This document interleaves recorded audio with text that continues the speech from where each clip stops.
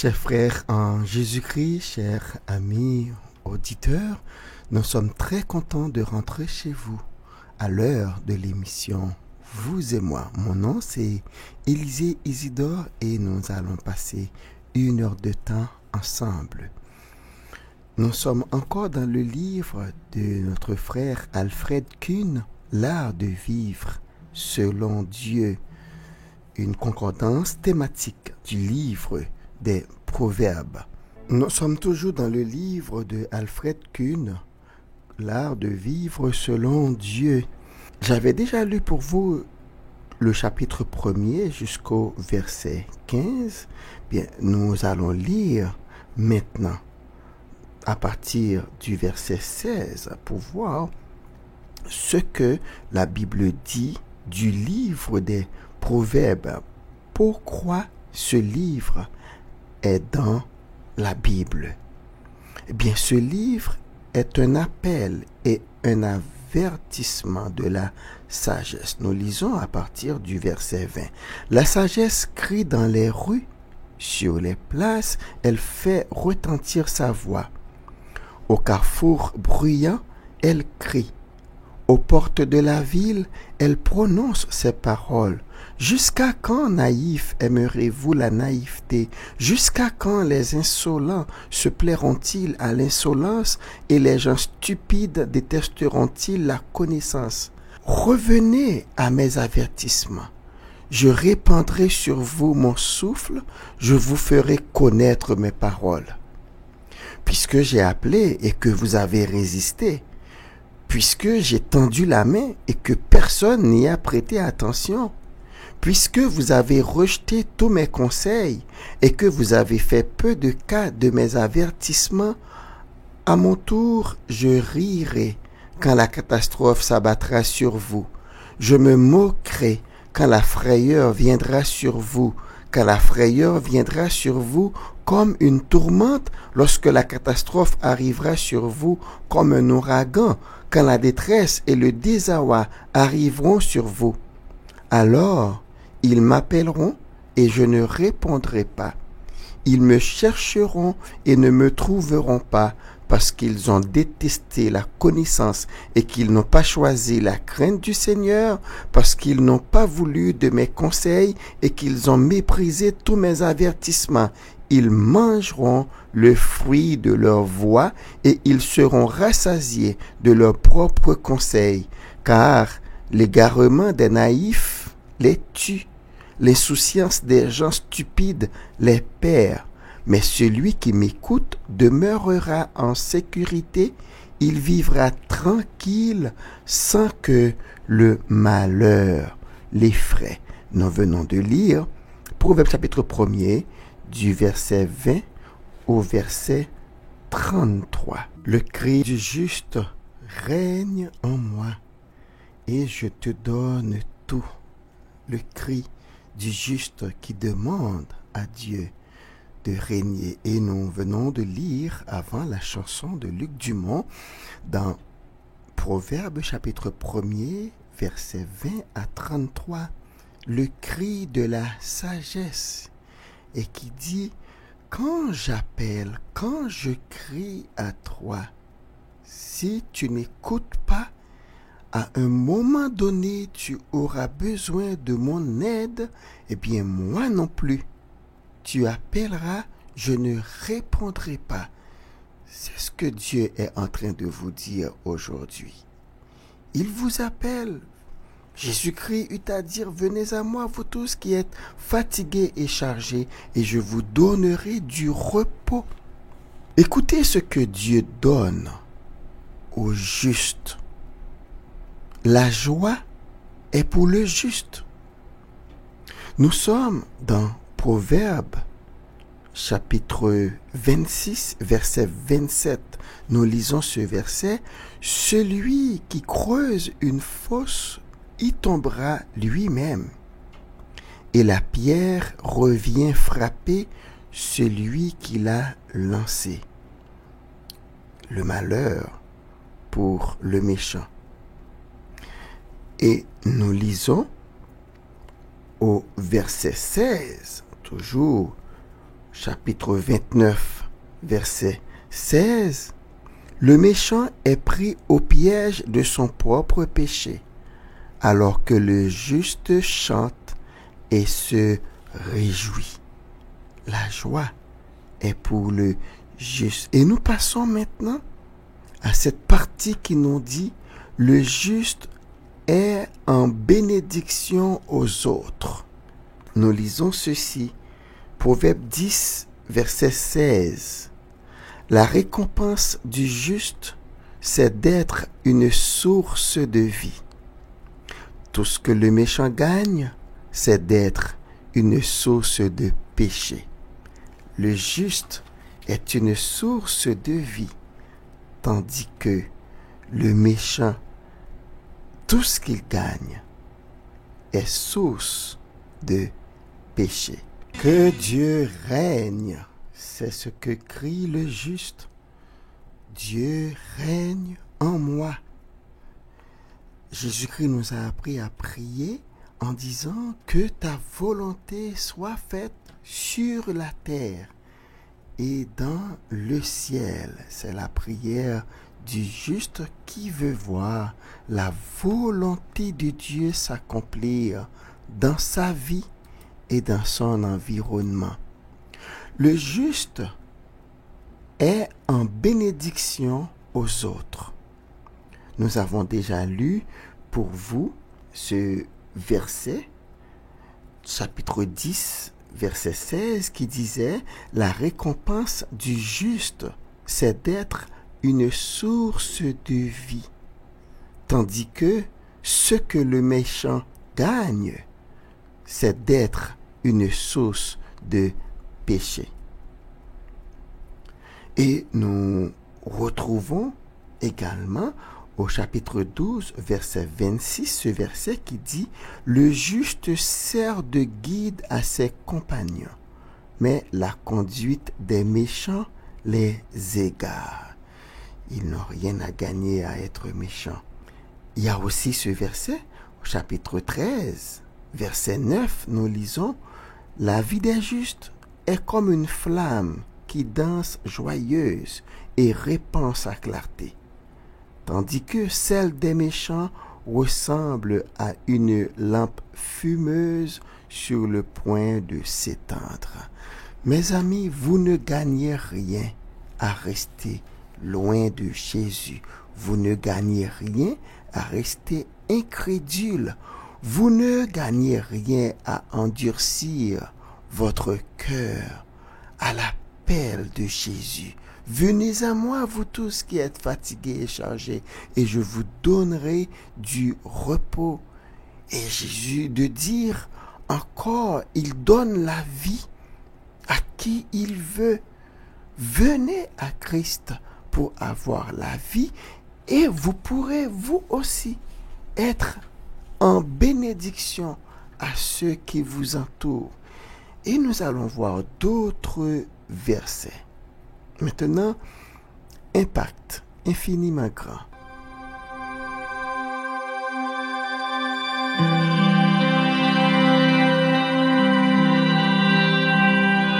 Quand je sonde l'univers, les astres que tu as créés, les océans, les mers, tout me révèle ta majesté. Alors mon âme veut s'écrier de tout mon cœur, je veux chanter. Oh Dieu, tu es infiniment grand, éternel puissant, roi majestueux. Oh Dieu, tu es infiniment grand, éternel puissant, roi majestueux.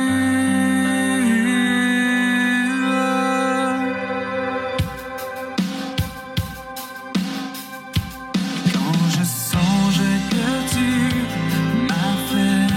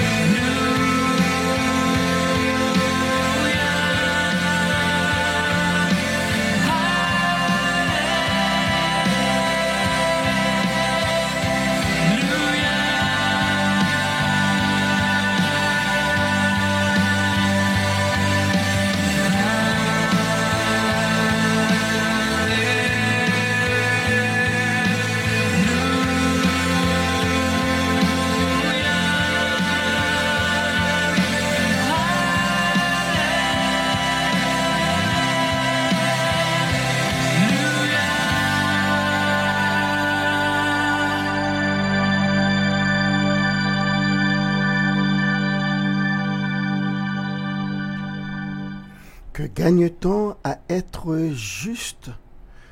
Eh bien, on gagne la faveur de Dieu. On gagne l'action de la main puissante de Dieu. Mais on gagne aussi la faveur des hommes. Regardez cette partie que nous allons voir ensemble. Les autres se réjouissent de ses succès. Quand le juste a réussi, les autres sont contents. Je vais lire pour vous. Proverbe 11, verset 10.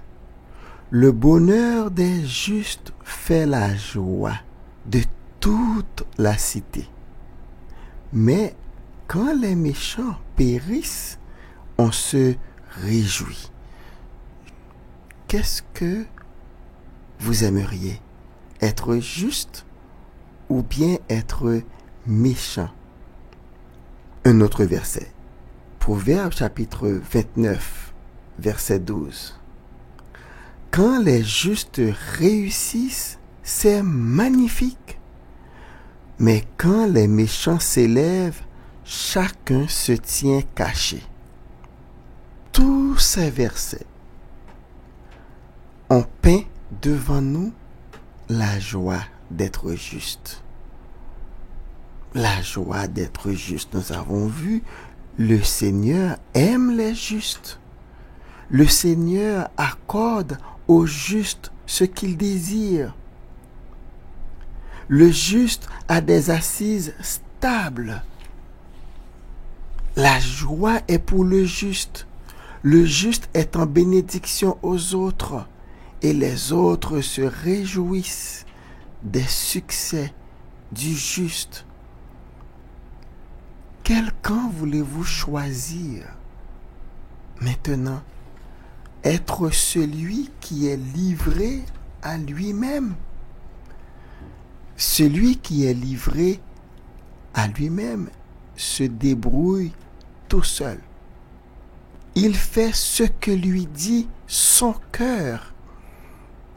Et ce sont les valeurs que cette société encourage. L'individualisme.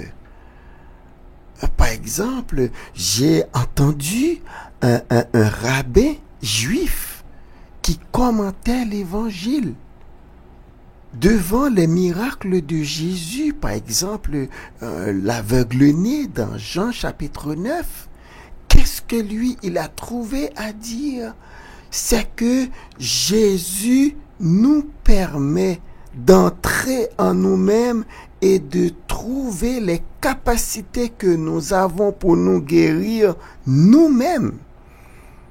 En écoutant cela, je me suis écrié, mais quelle absurdité!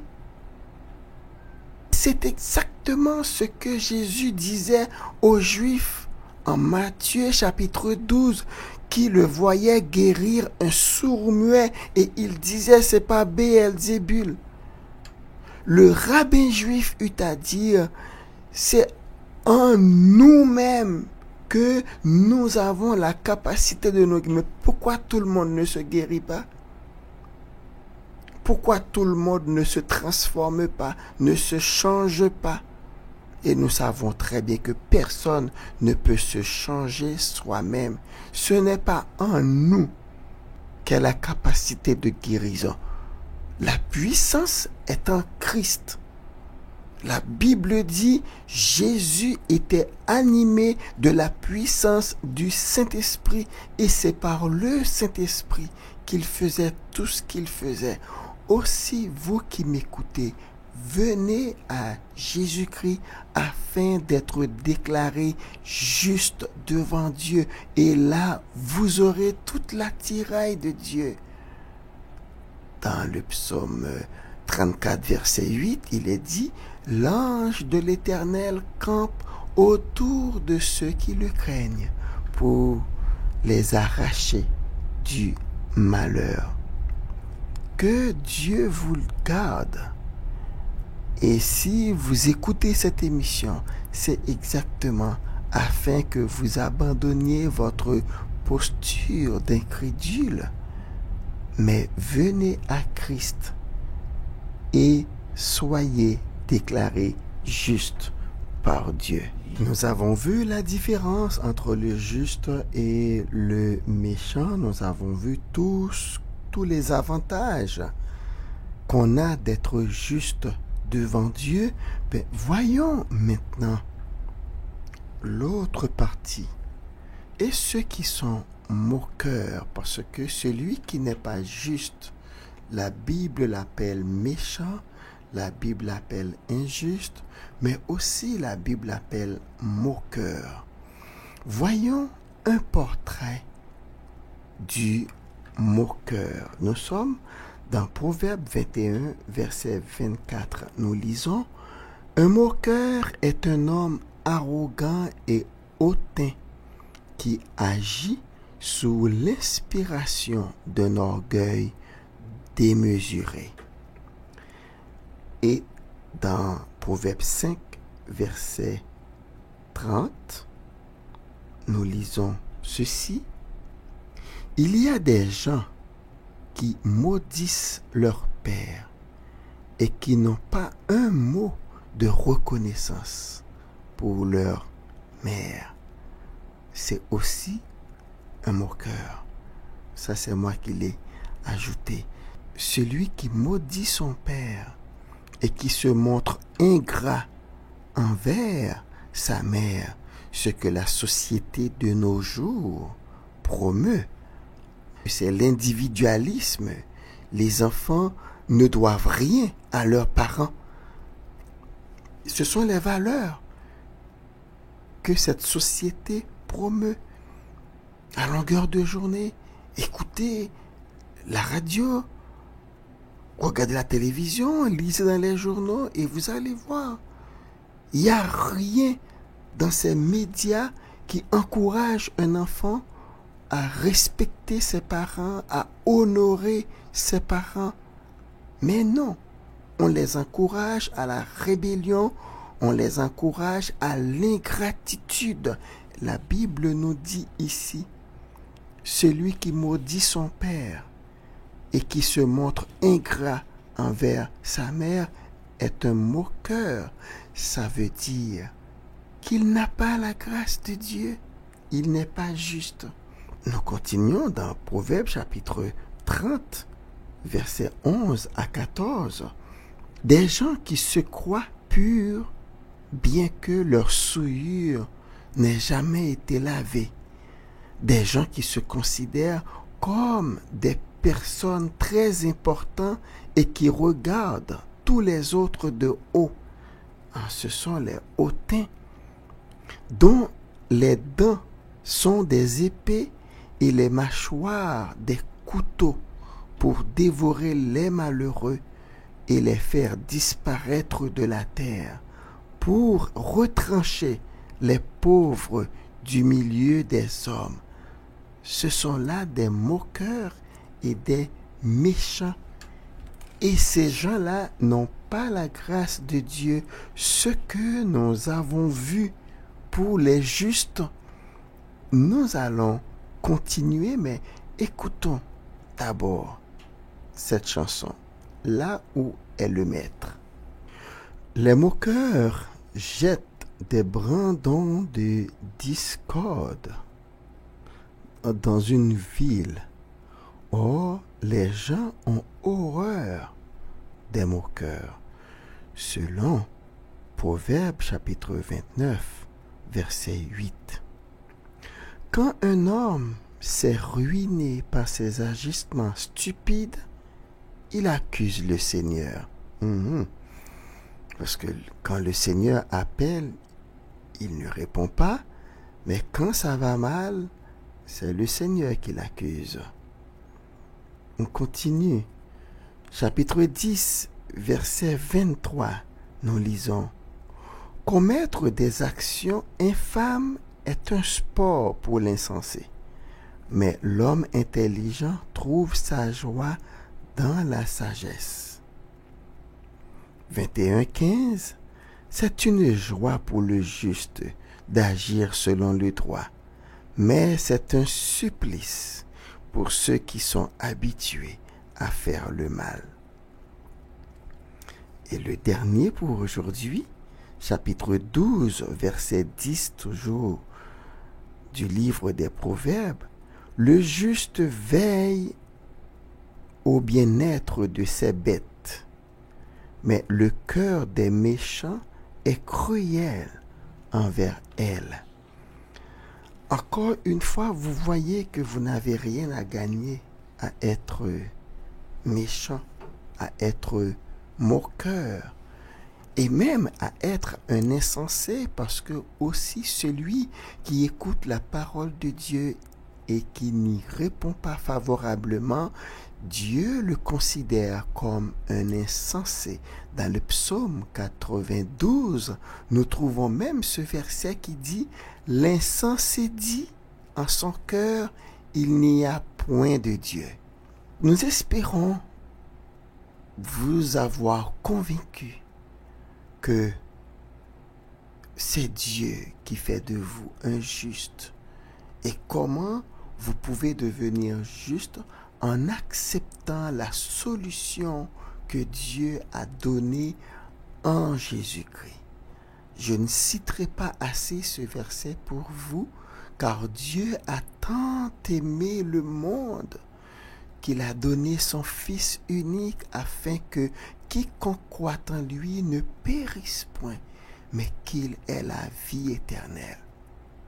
Nous avons des insensés qui parlent à la radio, des insensés qui ont des émissions pour dire que la mort de Jésus, ce n'est pas par amour de Dieu, mais c'est parce que Jésus a payé ses propres méfaits. Quelle parole injuste! C'est insensé de dire ça. Et même, ce sont des docteurs en théologie qui disent cela. Malheureusement, la Bible nous dit, Dieu a aimé. Dieu vous aime. Dieu m'a aimé et il a donné Jésus.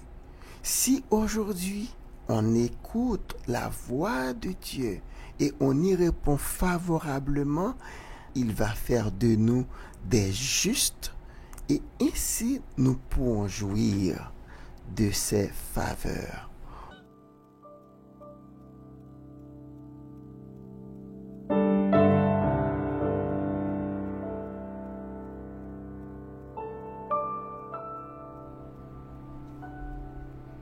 Seigneur, tout ce que tu fais, c'est par amour. C'est la parole de Dieu qui nous dit, il n'y a pas de changement en toi, il n'y a pas d'ombre de variation. Tu nous as aimés depuis la fondation du monde et tu as prouvé ton amour en envoyant Jésus mourir sur le bois du calvaire pour notre justification. Merci Seigneur. Merci Papa pour tout ce que tu nous as permis de partager avec les auditeurs aujourd'hui. Merci pour ta parole, surtout qui montre les avantages à être juste, à vivre selon Dieu, à accepter le plan de Dieu pour notre salut et accepter la solution que Dieu a donnée, en l'occurrence Jésus. Aussi, Père, nous avons vu combien c'est douloureux d'être moqueur, d'être méchant, d'être insensé. Ceux-là qui vivent sans tenir compte de ta parole, sans tenir compte de ta présence et sans tenir compte de tous les biens qu'ils auraient pu jouir de toi.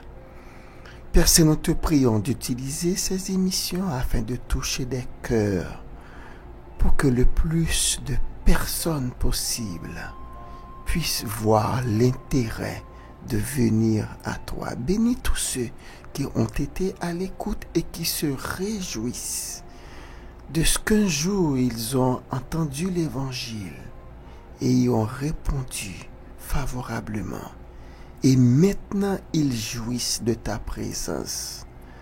Même quand il y a des problèmes, même quand il y a des maladies, même quand il y a de l'adversité de toutes sortes. Mais nous savons que nous avons un Dieu qui veille et qui fait concourir toutes choses à notre bien. Merci Seigneur.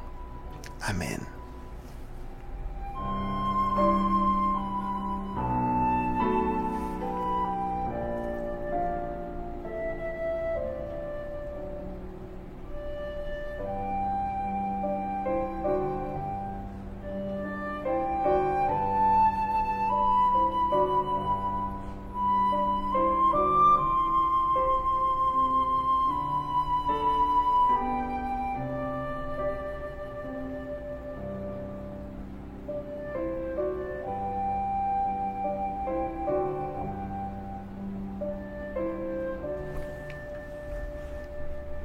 Chers amis à l'écoute, c'est la fin de l'émission d'aujourd'hui. Mon nom c'est Élisée et c'était ma joie de vous la servir. Nous espérons que ce temps vous a béni, vous a enrichi et vous a édifié. Nous vous donnons rendez-vous un autre jour sur cette même station pour une émission du même genre. Soyez bénis. Au nom de Jésus-Christ.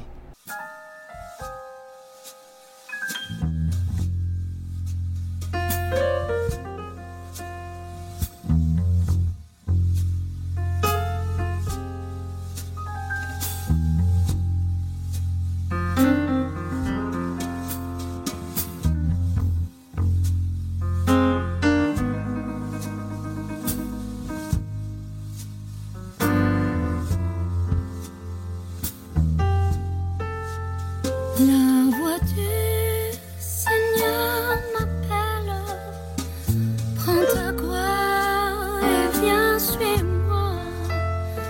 Je réponds, Sauveur fidèle, me voici, je suis à toi. Jusqu'au bout, je veux te suivre, dans les mauvais jours. À toi pour mourir et vivre, à toi Jésus pour toujours. À toi Jésus pour toujours.